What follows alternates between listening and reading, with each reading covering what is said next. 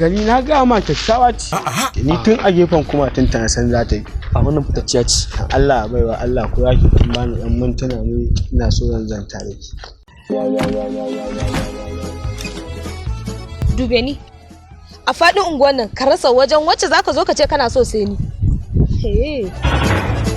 To bari ka jin gaya maka.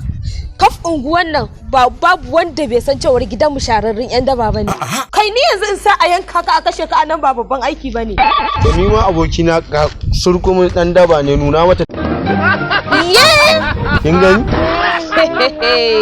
Kai akan ki ma zan iya yin waka. Ina son ki ne shi yasa na zo na ce ina son ki.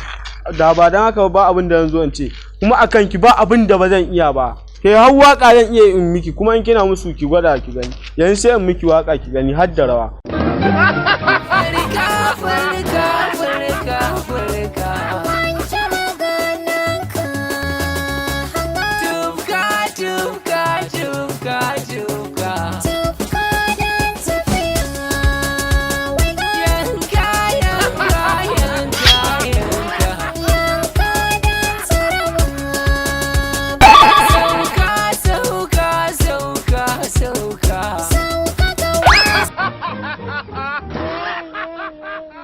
Shege karamin dan iska. Aka ce baka ji saboda irin ku da ƴan masu kwacen waya nake yawo da kayata yanda da an zara mun kuma in fito da kayata.